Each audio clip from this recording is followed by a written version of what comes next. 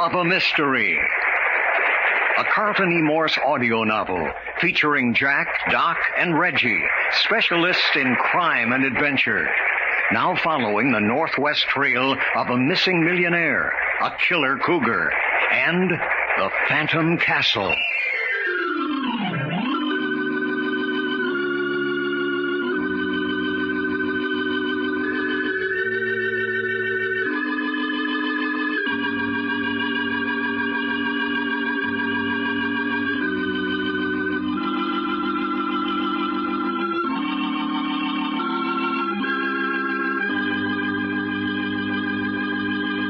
This is Fred Foy introducing Jim Harmon's presentation of Les Tremaine and Tony Clay in an original Carlton Morse thriller, The Fear That Creeps Like a Cat.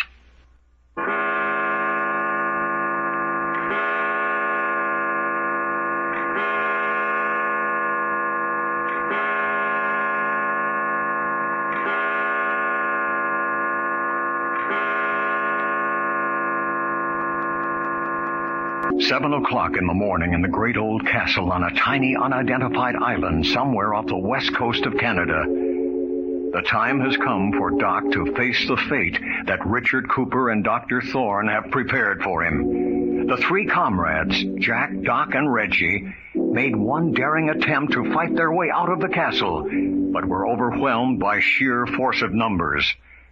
All three of them were unconscious before the battle was over. That was an hour ago, and now at 7 o'clock all three have been restored to consciousness and are seated in the great reception hall, their wrists handcuffed to their chairs. Well, if I gotta go, why don't I go and get it over with? All in good time, Mr. Long. All in good time. Gonna take me out there and toss me to a mountain lion, huh? Oh, no. That isn't the idea at all. It ain't, huh? You mean me and one of them cougars ain't gonna fight it out among ourselves out there on the island? Ah, Dr. Thorne's coming with his instruments. Hey, what instruments? Oh, yes. Are you ready, Dr. Thorne? Yes, I believe, Mr. Cooper, I am. I see you have Mr. Long stripped to the waist. Now, you look here. What's going on here? What you got there? Just sit quietly, Mr. Long. I'm not going to do anything else with my wrist handcuffed to my chair. Yes. Now, if you'll just take this thermometer into your mouth. Hey, I don't know whether Thank you. Just close your lips.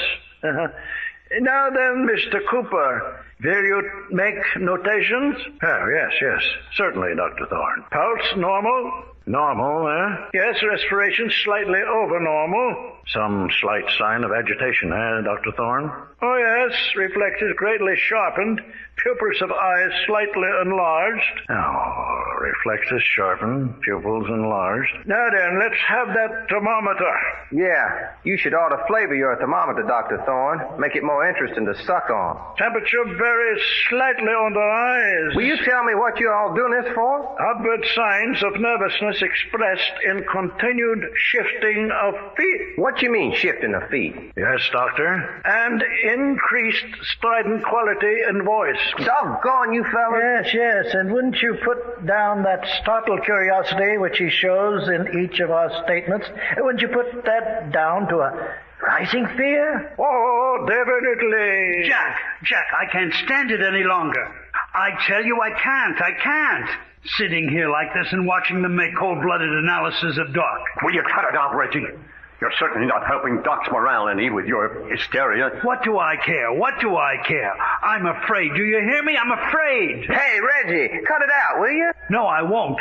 If you think I'm going to sit here and like it while those two inhumane jackals sniff about for living human flesh to destroy... Reggie! You crazy fool! Well, Mr. Cooper, it appears a fine case of hysteria has developed right under our noses. Yes.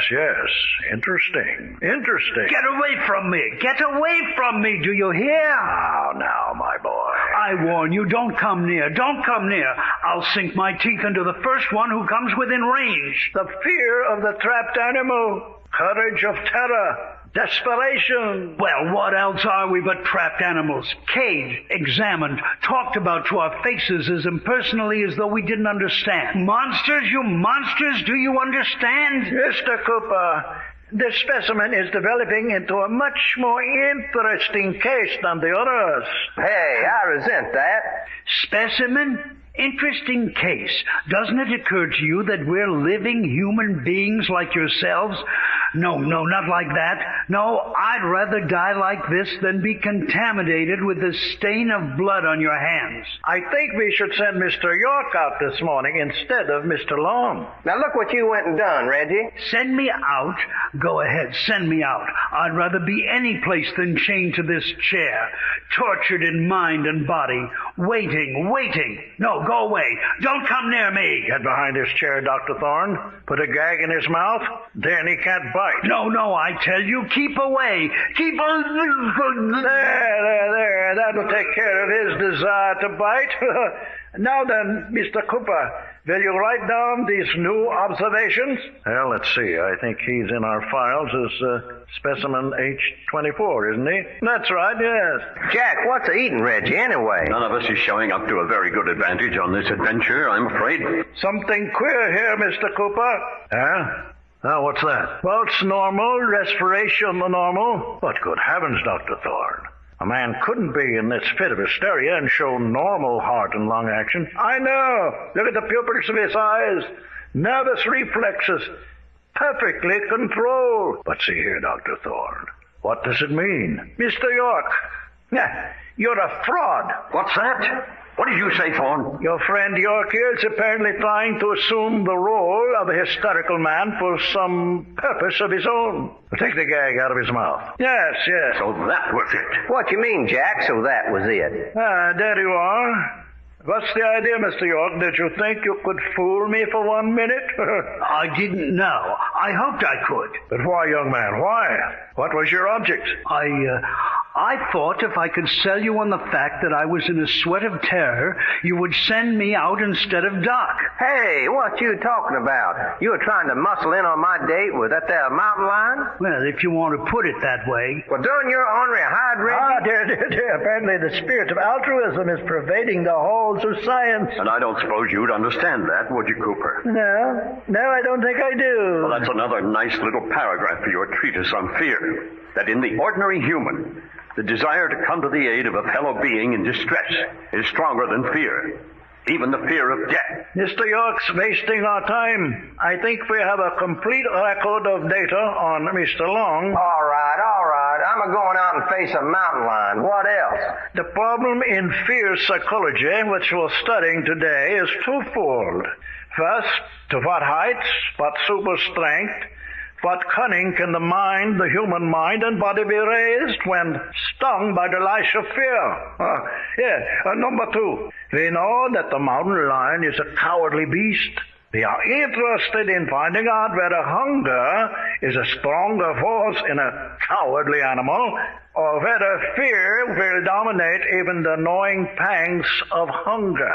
Well, an interesting experiment, vital to our study. There's only one trouble with your experiment. Yes, what's that? Doc isn't afraid. I wonder. Cooper, perhaps this would be a good time to tell him the rest. Yes. Yes, we have a little surprise for you, Mr. Long. Yeah? Yes, we've decided at the last minute that you are not to go on this last adventure alone. I say, will you send me? No, that's not possible, Mr. York. You mean Jack? No, I'm speaking of Linda Joyce. Hey. Cooper, you don't mean Yes, that. I do, Mr. Packard. Linda Joyce. But the girl, you can't do that. She won't have a chance.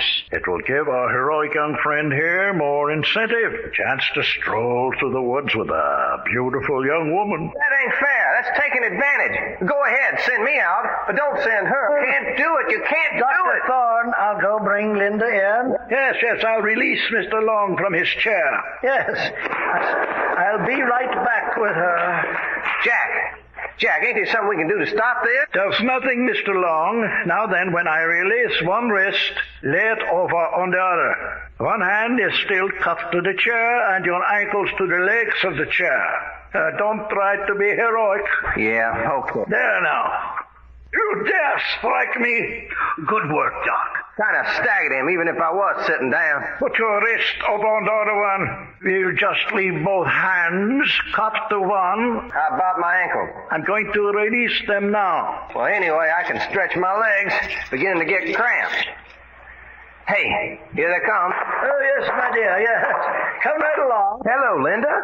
Hey, fella, it ain't as bad as that. All right, Mr. Long, up out of your chair. Yeah, looky, fella, we're gonna be all right. I'm not afraid. I just can't help crying. I just can't help it. All right, let's get started. Come along. Jack, Reggie, I can't go out like this. I'm not ready. Bringing in Linda like that throws me all out of stride. This ain't the way to do it. I tell you, I'm not ready. I ain't even said goodbye to Jack and Reggie. Ugly, Jack. Ugly. Everything's ugly. Reggie. Yes? I've got one of my hands loose. I think I broke my thumb, but I got it loose. What good's that going to do? If I can break the other arm off this chair before they get back, that's what I've got to do. Break the arm off this chair before they get back. Now then, down these steps to the drawbridge. Just a moment. Dr. Thorne, will you open the door? Come now, outside to the drawbridge. Wait now, we'll lower the drawbridge.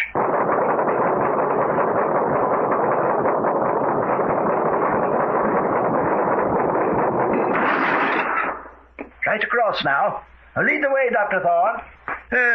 Yes, will do. I'll release you first, Miss Joyce. Now you, Mr. Long. Keep your gun on him, Mr. Cooper.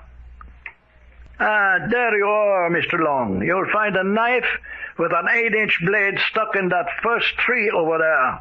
You'll have 5 minutes before the lioness is released. All right, Mr. Cooper. Back across the bridge. Goodbye, Linda. Good luck, Mr. Long. Raise the drawbridge, Mr. Cooper. Hello there, fella. Doc, what's going to happen to us? I reckon my mama was right, Linda. She always said I'd come to a bad end.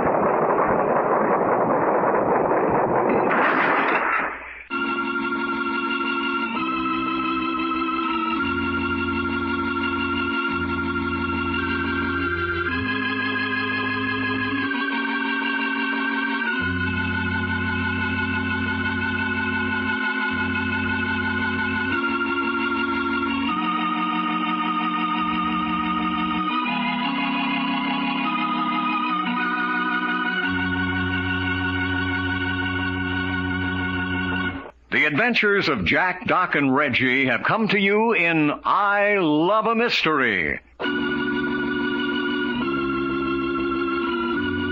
Created and written by Carlton E. Morse. Script copyrighted by Morsel Co. Incorporated.